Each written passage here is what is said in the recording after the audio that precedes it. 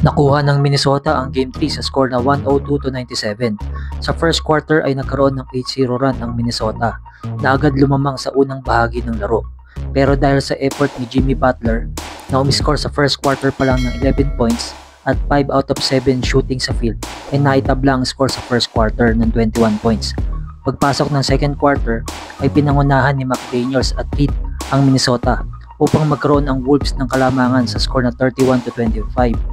9 minutes sa laro ng second quarter. Habang si Jonathan Kuminga ay maganda din ang nilalaro na umiscore ng 12 points at may 2 blocks para makuha ng Warriors ang 2-point lead sa halftime. Sa third quarter ay patuloy lang ang atake na ginagawa ni Jimmy Butler sa pinta, kaya nagkaroon ang Warriors ng 12-4 run at makuha ang kalamangan sa score na 73-66.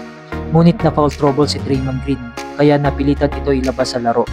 At sa fourth quarter ay nagpapalitan ng score ang Warriors at Minnesota. Pero under 5 minutes ng laro ay magkakasunod na tira ang pinitawan ni Randle habang si Edwards ay nakapagpasok ng 2 tres at maiuwi ang panalo para sa Minnesota.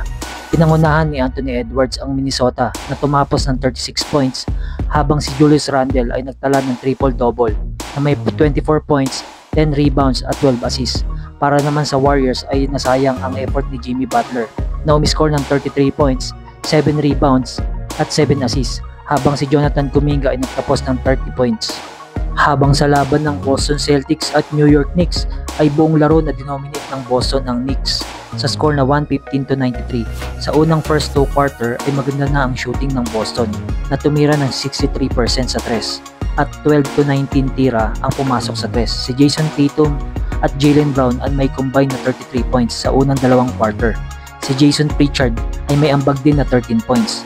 Ang Knicks naman ay parang naubusan ng tira dahil nagtala lang ng 39% sa field. Si Jalen Bronson ay may 27 points at may 3 tres habang si Towns ay may 21 points. Pero hindi ito naging sapat para magkaroon ulit ng comeback ang Knicks. Pero kung bago ka pa lang dito sa ating channel, ay inaanyayahan kita na mag-subscribe at i-hit mo na rin yung notification bell para updated ka sa mga paparating nating mga videos.